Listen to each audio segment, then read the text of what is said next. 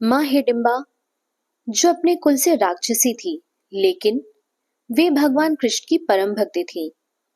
विचित्र बात यह है कि एक राक्षसी होने के बाद भी इन्हें पूज्य माना गया है और इनकी पूजा भी की जाती है। देवी हिडिंबा, जो कि कुंती पुत्र भीम की पहली पत्नी थी और वीर घटोत्कच की माता थी। देवी हिडिंबा कुल्लू मनाली क्षेत्र की प्रमुख देवी मानी जाती हैं। ऐसी मान्यता है कि माता हिडिंबा यहाँ जागृत रूप में विराजमान है। पौराणिक कथाओं के अनुसार जब भीम अपने भाइयों और माता कुंती के साथ लाक्षागृह से बचकर वन में निकल आए थे, एक रात्रि भीम पहरा दे रहे थे और उनके सभी भाई और माता कुंती सो रहे थे। उसी वन का राजा था हिडिंब। जब हिडिंब को मनुष्य की गंध आई तो उसने अपनी बहन हिडिंबा को उन्हें मारने भेजा। हिडिंबा एक राक्षसी थी, लेकिन वन में जैसे ही उसने भीम को देखा, वो उन पे अपना मन हार बैठी और उनसे प्रेम करने लगी। लेकिन उसका भाई पांडवों को मारना चाहता था। जब हिडिंबा ने पांडवों को मारने के लिए मना कर दिया, तब हिडिंब खुद वहां आया। भीम और हिडिंब के बीच भयंकर युद्ध हुआ और भीम ने हिडिंब का अंत कर दिया।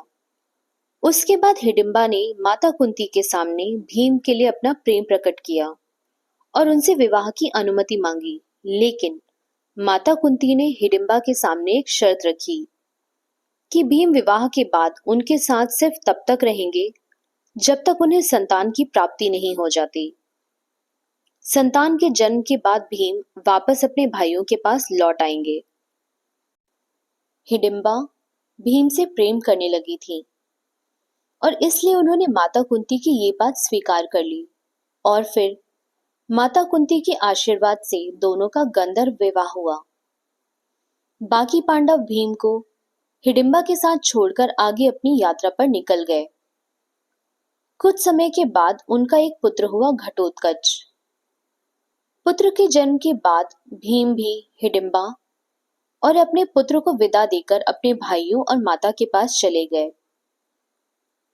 देवी हिडिंबा ने अकेले ही बिना किसी की सहायता के अपने पुत्र का पालन पोषण किया और उन्होंने अपने पुत्र को अच्छे संस्कारों से सुसज्जित किया।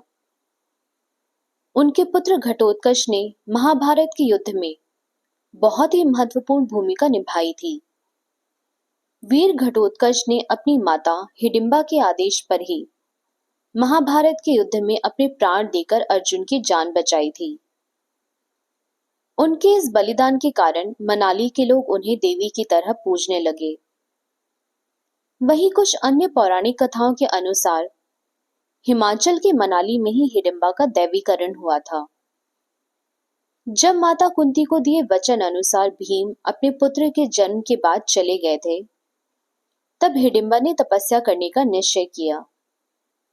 ऐसी मान्यता है कि देवी हिडिंबा ने मनाली के जंगलों में ही तपस्या की थी। देवी हिडिंबा की कठोर तपस्या से प्रसन्न होकर उनकी आराध्य देवी ने उन्हें दर्शन दिए और साथ ही वरदान में देवी होने का आशीर्वाद भी दिया था।